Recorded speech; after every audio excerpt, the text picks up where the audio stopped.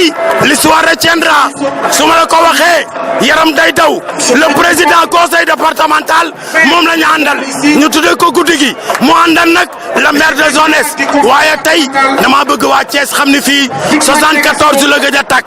avec un grand foire avec Ndeye Khady Niang waaye 2014 Pape Diop ñëw fi waaye tey Yankoba Diatara daal moo ñëw daal di taxawal ki mu yàgg a taxawal muy xale bi nga xamante ni mooy Idrissa la légende de Thiès waaw tey waa Thiès Info tey daal l'histoire retiendra fii la mbuyu mi xoyam-xoyamee di ñaan nag Idrissa jël réew mi te saa waay am télé boppam nag jàmm xéewal bu kenn mer sans stress fii ay kees kaay benn dëkk ñaari ga ñëwee sama xel dafa dem si bi ñu fondé mouvement nawetaan fii Thiès équipe bi ASC bariwuñu woon boobu juróom-ñaar la ñu woon Santos mu ngoon si biir Santos moo jëkk représenté Thiès si finale nationale ONCAV à Dakar en 1972 bi ma ñëwee tey dégg ñu ne Thiéwo mooy finale en 2017 vraiment souvenir bi dafa ñëw si man parce que ñoom ils font partie vraiment des ASC fondateurs du mouvement nawetaan en 1970 ñu ñëw 2 ans rek dem finale ñoom première fois à Dakar bi ñu ñëw tey changé tour si diggante bi tudd ASC Thiéwo vraiment ça me rappelle des souvenirs importants moo ñëw fekk fi R100 parce que man nekkoon naa fii président zone ñoo jëkk a créé fii zone 5 bi ñuy démarré fii ay 7 ASC lañ nekkoon à Thiès ñu dem nekk 18 bi nekkee 32 lañ def en 1989 les zones lañu tracé si ñetti stades yi Maniang Soumaré Lat Dior ak champ de course si la R100 ñëw ak ñoom Sampaté Arlem Guy gi nekkoon équipe bu waa Gémi Guy gi nekk Guy gi 1 Guy gi 2 loolu 1989 la ba ma ñëwee fekk terrain bi bu njëkk bu nekk terrain sable amul lampe amul dara benn stade éclairé moo fi amoon muy Lat Dior tey ñu am gazon am grillage am stade clôturé am ay lampe vraiment sama yaram day daw ba xam ne progrès am na so ñun dañ daan wax ni le sport est un facteur de progrès kon progrès am na parce que autorité ñoo si jàpp mais aussi xale yi ñoom Ousmane Diop waa ODCAV aussi journalistes yi parce que bu njëkk amuloon télévision amuloon rajo amuloon dara pas 100 francs la woon tey bu ma gisee télévision dañuy interviewé am ñuy football à 23h ma xam ni nawetaan lañ si bëggoon am na dañoo waxoon dafa war a nekk jóge si phénomène ñëw si institution maintenant la nawetaan à franchi ce pas là phénomène la woon bu njëkk c'était institution républicaine autorité taxaw loolu progrès la ñu ngi si remercier autorités yi ñu ngi si remercier vraiment toute la jeunesse sénégalaise et en même temps les journalistes. Ça va, nous vous remercions d'abord. Je remercie aussi le public thiessois de cette belle fête qui doit se jouer dans la plus grande sportivité et le plus grand fair play. Aujourd'hui, notre plus grand regret, c'est qu'il y a un grand qui vivait parmi nous au Sénouba, que nous avons perdu récemment, qui a été joueur et entraîneur dans cette équipe. Cette équipe, nous l'avons pris récemment, que l'année dernière, mais nous essayons de travailler pour avoir une équipe performante. Mais sur ce aussi, nous avons derrière toute la population de Gant qui est derrière, qui nous appuie. Je pense que c'est ça qui nous a valu de faire ces performances et ces résultats. Je vais commencer d'abord de féliciter le président Idrissa Seck mi nga xamante ni moom la ñu parrainé la finale départementale. may remercier di ñëpp ñi nga xamante ni tey ñëw nañu wuyu ci football bi boo xoolee yaa ngi gis ñi ma wër mu wet Pape Sidi Lo le président de la Ligue de football notre frère Latouf qui est sportif bu mag bu nekk ci di yëngu ci xale yi di remercier suma naataango bi nga xam ne mooy président wu ASC Nguent di ko féliciter ci parcours bi nga xam ne ASM def na ko je crois que tey fête la pour la jeunesse de Thiès particulièrement pour le mouvement nawetaan donc dañuy appeler ñëpp rek ñu au fair play pour que ñëpp rek ñu ñëw ci jàmm football ci jàmm et que le maire gagne. damay gërëm waa ODCAV ODCAV ñiy def seen final tey après avoir joué ci jàmm ak salaam ak non violence di remercier le président Idrissa Seck président du conseil départemental mi nga xam ne tey dafa wuy si njabootam ne ko kaay nga ñu bàyyi la suñu bis mu nangu ko def ci lam ci war a def yëpp muy cëram ñu ko rafetlu di loolu loo xam ne yàlla na ko continuer parce que commencé wu ko def tey la finale nag ñu ngi koy joué ci jàmm ak salaam ñu ngi ñaan yàlla quel que soit le résultat du match na koñ bu nekk xam ne boo gañee nga gañee humblement mais boo ñàkkee aussi nga ñàkk dans la dignité xam ne jeunesse Thiès ay joué tey l'État a donné beaucoup de dates différentes de livraison li am solo tamit mooy ñëpp xam nañ ne Thiès amul pelouse bu xale yi mën a jouer surtout en championnat ak les grands événements de football ñetteelu mbir bi mooy ñun jeunesse sportive bu Thiès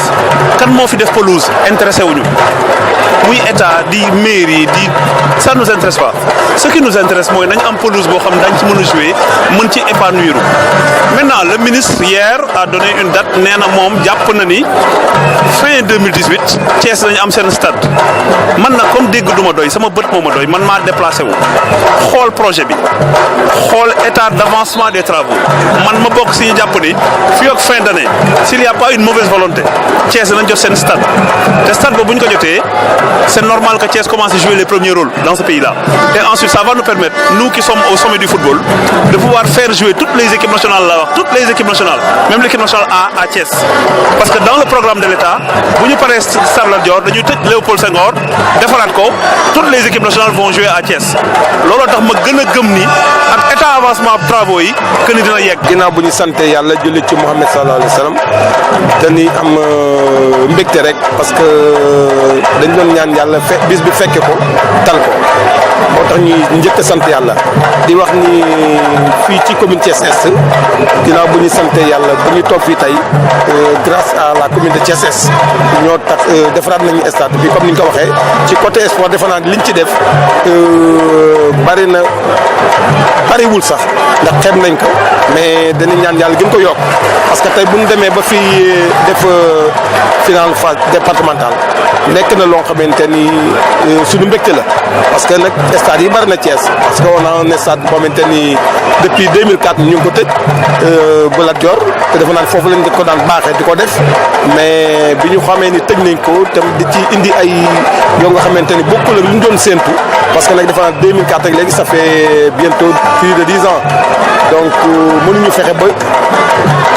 livré ñu ko bon tout le temps des promesses yoo xamante ni man yaakaar ni am na quelque chose de sérieux bu ci manqué bon comme je le dis toujours rek nekk na loo xamante ni il faut que ñu fàtte politique indi loo xamante ni dafay tax Sénégal yi gën a mën a booloo mais moo tax stade bi tey bu ñu dee def finale bi avec le président conseil départemental ñëw représenté par le vice-président ñu dalal ko fi suñu mbégte lay nekk parce que nag dafay loo xamante ni bu ñu mel ni ñi nga xamante ne ñoo yor le pouvoir central dinañ xaw a tumuranke te su boobaa ñun suñu jam-jam lay nekk mais sant nañ yàlla bi nga xamante ne nag bàyyi nañ ci xel xam ni population bi tam il faut que ñu am lu ñu leen jàppale ci seen i bëgg-bëgg ci côté sport bi nga xamante ne dafa nekk lu am solo donc loolu moo tax ñu ñëw fi tey ànd ak di suñuy gan le maire de Thiès Ouest est là devant moi di leen sant di leen dalal jàmm que la fête soit belle. Nous sommes venus, comme vous l'avez dit, accompagner le premier vice-président Yankhoba. Après avoir présidé, bien sûr, finale Diariep, nous sommes venus accompagner le premier vice-président qui est venu représenter notre leader, comme vous l'avez dit, et notre mentor, le président Idrissa,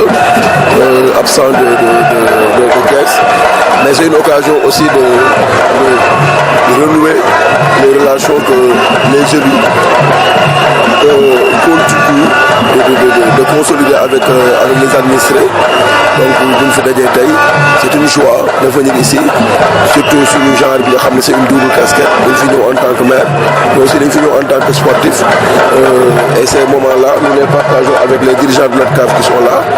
Et Alhamdulillah, comme je l'ai dit, nous croisons les doigts. Dès le début, le président Ousmane Diop avait prôner sport sans violence pour une saison sans violence. Et alhamdulillah, peut-être si on a constaté des dégâts bariwul, on est à la finale départementale et espérons aussi que l'on va jusqu'à la phase régionale. Nous avons vu des zones où peut-être des problèmes de perturbation ont causé arrêt ou Navetani, mais à Thiès on n'a pas vécu ça. Donc loolu mooy sentiment bi ñu am ci saison ren bi ñu ngi koy boucler cette année di ñaan yàlla mi nga xam ni moom may nañu tous les maires présider seen ay finale tey le premier vice-président comme je l'ai dit venu représenter notre mentor notre leader le président Idrissa ñëw présider ko comme on a l'habitude de le faire. Nous respectons tous les rendez-vous avec la jeunesse thiessoise donc bu ñu fi ñëwee tey duñu ne guleet mais aussi dañuy ñëw pour consolider relation bi ma wax entre ñun élus ak vraiment nos administrés donc loolu mooy li ñu fi indi di féliciter aussi waa ODCAV yëpp di féliciter en même temps le premier vice-président qui n'a pas lésigné sur les moyens pour accompagner la jeunesse donc ce n'est qu'une répétition donc vraiment ñuy sant di gërëm bu baax a baax. Au final départemental c'est le président du conseil départemental Idrissa moo ko parrainé te loolu benn partenariat la boo xam ni depuis que le conseil départemental installé ko on l'a signé avec le conseil départemental ce qui fait que chaque année inchallah suñ koy bëgg ñoom ñooy parrainé final bi c'est vrai que on a fait une saison boo xam ni mën naa wax ni li ci baax moo ëpp li ci bon parce que ñu ngi commencé saison bi depuis le 15 juin avec les formalités administratives mu jeex le 31 le 3 août ñu démarré la coupe maire joué ko dans très bonnes conditions après ñu jox zone yi toutes les zones organisées championnat zonal zone muy les zones de la commune ak les zones du département am na ñoo xam ne foofu lañ seen finale zonale pare am na ñoo xam ne aussi foofu lañ seen finale zonale parce que dañuy xaar certainement ay fête donc pare ci loolu ñu dugg ci phase départementale yi ñu organisé ko vraiment aussi organisation bu ci ayub ba tey muy la finale donc bu daaw ni peut-être problème yi ñu mën a posé mooy problème infrastructure et je crois que loolu sportif ci soit ñoo koy jooy parce que il faut les stades bañ a assumaré et xam nañ stade bi aussi terrain bi waroon mel ko champ de course moo fi tane mais gis nga ni aussi ak suñu utilisation bi ñu commencé am ay problème donc aujourd'hui suñu amoon par exemple terrain gazon synthétique bañ a assumaré gazon synthétique champ de course Lat Dior am gazon naturel je crois que waxuma sax nawetaan mais le pôle Thiessois day jël beneen niveau mais loolu aussi ñu ngi ciy wax ak ñu ciy war a waxal et am nañ yaakaar ne incha allah loolu dina aboutir donc dañu ñaan yàlla vraiment que ñi nga xam ne ñu jàppale mooy les maires seen ressources yokku pour ñu mën a jàppale ASC yi parce que je dis que ASC ku leen jàppale wala nga jàppale donc vraiment am benn partenariat aussi moom entre les communes ak l'ODCAV boo xam ne dañu ko signé presque depuis war naa ba 10 ans nga xam ne ñoom chaque année ñooy parrainer les finales des coupes maires et loolu mu nekk loo xam ne chaque année ñu koy def amul benn manquement ñoom ñu ci gis moom zone yi aussi vraiment gis ne engagement yi mairie bi ñu koy respecté donc je crois que dañu ciy remercier dañu ñaan yàlla aussi vraiment partenariat bu continuer dañu ay opérateur économique boo xam ni c'est des anciens sportifs tey ñoom ñoo ñëw di ñaay pare mun naa si lu mel ni Fall Matar lu mel ni Djibi Sari donc ñooñu c'est des anciens sportifs ak ñeneen bëri nañu nga xam ni saa yu amee dara su dee seetlee dañuy jël as tudd ko ci et loolu day tax vraiment affaire yi gën a neex parce que chaque année boo defee dara da ngay bëgg a def lu ëpp loolu mais bëgg a def lu ëpp yi il faut que say moyens yokku donc mun ñëwee rek mooy xam mu lañ conseil départemental yokk wala parfois ñu xool suñu partenaires yi nga xam ne aussi ay ñu mel ni ñu bàyyi Fall ñu mel ni ñoom Dame Ndoye nga xam ne chaque année dañuy di solliciter ñu aidé te loolu day aussi vraiment organisation bi gën a rafet. nuyu waa Thiès ak waa Sénégal yëpp mais ñi jiital ci nuyoo bi suñu responsable waa ODCAV yi nga xam ne ñoo ñu defal honneur donc tuddee finale départementale bi président Idriss Seck président du conseil départemental ñu yàlla dogal ñu ñëw diriger délégation bi nga xam ne moo fi teewal président te ñi ci gën a ràññeeku mënu mu tudd ñëpp mooy les maires donc des communes de Thiès le maire Aliou Sow le maire Pape Diop malheureusement Lamine Diallo empêché mais également les membres du bureau ndax y a le doyen Pape Moussa Diop qui est là mais également il y a les groupes politiques du conseil départemental nous avons le doyen Souleymane Ndiaye Brin nga xam ni mooy représentant du groupe Benno Bokk Yaakaar mais également y a Ismaïla Ndione nga xam ni AFP la bokk mais aussi conseil départemental la mu ñëw bokk ci délégation bi ak yeneen conseillers ak ay responsables partis politiques yoo xam ni Thiès lañ dëkk muy Ablaye Fall Mao ak ñeneen ñi nga xam ni Aminata Ndiaye a ngi fii dañu jàpp ni ñoom Thiès moo aye président la ñu defal honneur ñoom ñu ñëw ànd ak ñun bokk ci délégation muy lu rëy ci ñun ndax xooluñu mbiru parti dañu xool institution bi nga xam ne moom le président Idrissa Seck représente ba tax na kon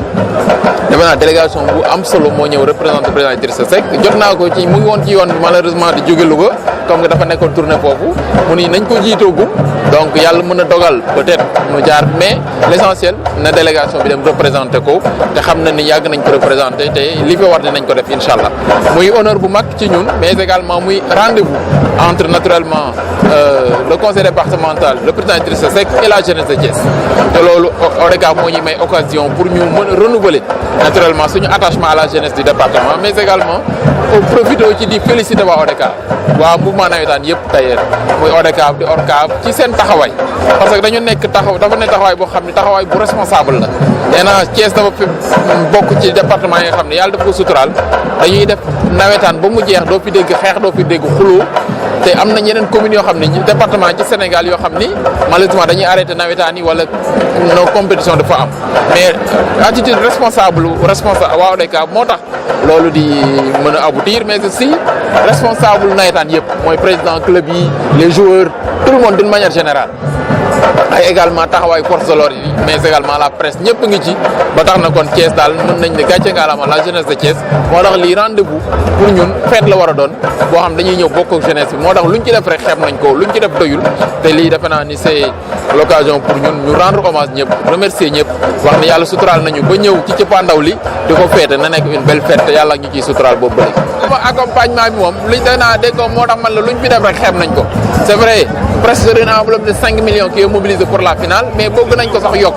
bëgg nañ ko yokk parce que bëgg nañ leen a yokk ay équipement bëgg nañ leen a yokk ay moyens financiers bëgg nañ également mu nekk occasion comme ni ma wax nee naa Ousmane est-ce que sax duñu ko def